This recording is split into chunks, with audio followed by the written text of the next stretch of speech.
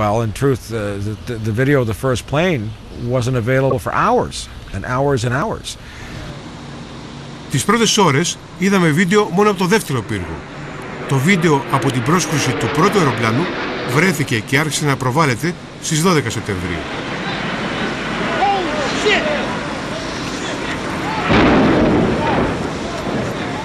The only plane that he could have seen crashing into the World Trade Center would have been the second plane, which was absolute confirmation of an attack. I mean, you would have to be beyond stupid to think that two planes would accidentally crash into the World Trade Center on the same day. At that time, they also had knowledge that two other commercial airliners in the air were also hijacked. It would seem that a national emergency was in progress. Yet the president was allowed to enter a classroom full of young children and listen to students read.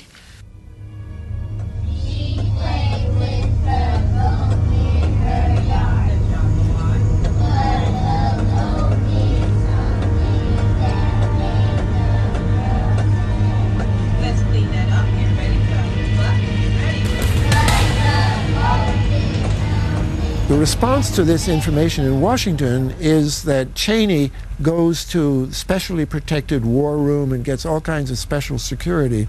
The president's response is to sit in an unprotected classroom and listen for 23 minutes to an 8-year-old girl tell a story about a goat. So how do you explain this? Get ready. Go, cat, go.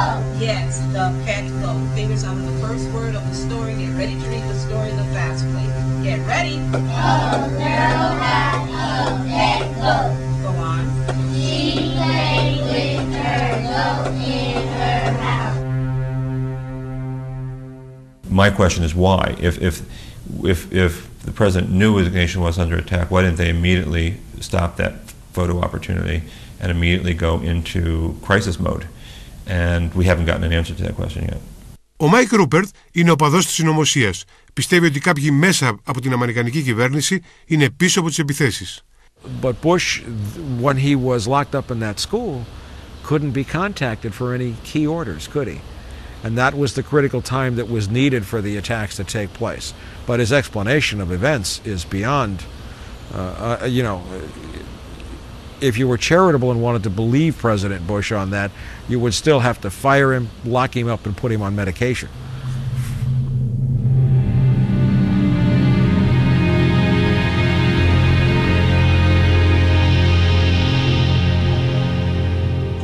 And why you hired a private investigator to do all that? Because I wasn't getting answers from any other source. There was a lawsuit getting started, but they weren't doing the investigation. The government wasn't doing the investigation, and I felt that I wanted to have answers. I did last year hire a private investigator to look into the issue of Saudis funding Al-Qaeda, and the conclusion I came to after seeing some of that evidence is that indeed a number of wealthy Saudis have provided money to charities that are known to have, or at least believed to have been funneling money to Al-Qaeda. Η σχέση με τη Σαουδική Αραβία είναι ένα από τα μεγάλα ερωτηματικά της υπόθεσης. 15 από τους 19 αεροπειρατές ήταν Σαουδάραβες και είχαν μπει στη χώρα παραβιάζοντας όλη την νομοθεσία για τις βίζες. Had the INS or the State Department followed the law, at least 15 of the hijackers would have been denied visas and would not have been in the United States on September 11th, 2001. Ο Greg Palast είναι ένας από τους λίγους ανεξάρτητους Αμερικανούς ρεπόρτερ και δουλεύει για το βρετανικό BBC. Έχει ερευνήσει τους οικονομικούς δεσμούς της οικογένειας Bush με τη βασιλική οικογένεια της Σαουδικής Αραβίας. The Bush family did not permit investigations of the Saudi Arabian connections to terrorists because of their, and apparently it's because of their close personal, political, and financial ties to Saudi Arabia. How did we miss the planning for the attack? How did we not know what Osama bin Laden was doing? Was it because our agents were told don't investigate? We've known for some time now that in the immediate aftermath of 9/11, when almost all air traffic was grounded, the U.S. government made arrangements for members of the bin Laden family to leave the country, even though they had not yet been interviewed by the FBI. That's another question we have. Why was that allowed to happen? The historical record is that Osama bin Laden is an asset of the CIA. We still have not found him, and it's clear that we have shifted focus from Osama bin Laden to Saddam Hussein in Iraq. It begs the question, why haven't we more aggressively pursued the man that we believe was behind the attacks?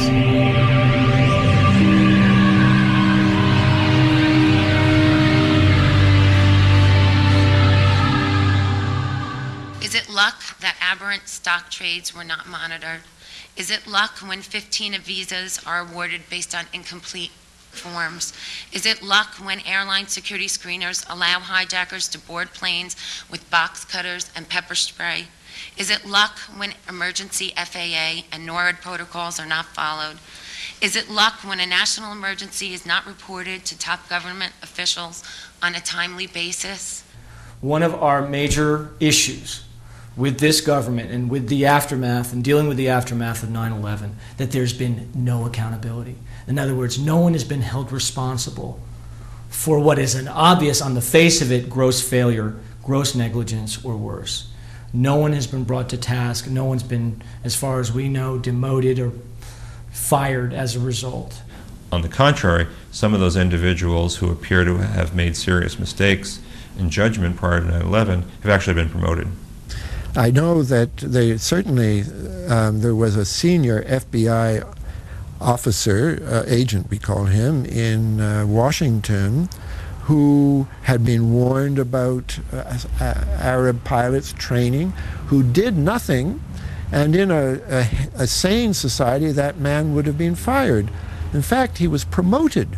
He was given a career award, a presidential citation, $25,000 with a certificate signed by the president a year after 9/11. Now, how does that figure? How does that figure? The average American worker wakes up every morning and goes to work. If they happen to be 15 minutes late, and they are late 2 or 3 days in a row, they could lose their job. So here we have this tremendous failing after trillions of dollars having been spent to protect us, and there's this failure, and instead of getting an answer, we're told you don't need to know. What happens after 9/11? Well, the Central Intelligence Agency has shown itself to have been a terrible failure. So people were saying, well, does the director get dismissed? Well, curiously, not at all. As a matter of fact, the president goes out to the Central Intelligence Agency 10 days later, puts his arm around the director of Central Intelligence and says, the CIA, we have the best intelligence outfit in the world thanks to the men and women of the CIA. Now, why would he do something like that? Well, the only thing that the way I would interpret that is that he knows that George Tenet had warned him so many times in the spring and summer and early fall of 2001 that there was just not an option. He couldn't say, well, you didn't tell me, you know, dismissed, you're gone, you failed, because George Tenet would have his own little disk of things from his computer. The 32 times he warned the president, it wasn't George Tenet's fault.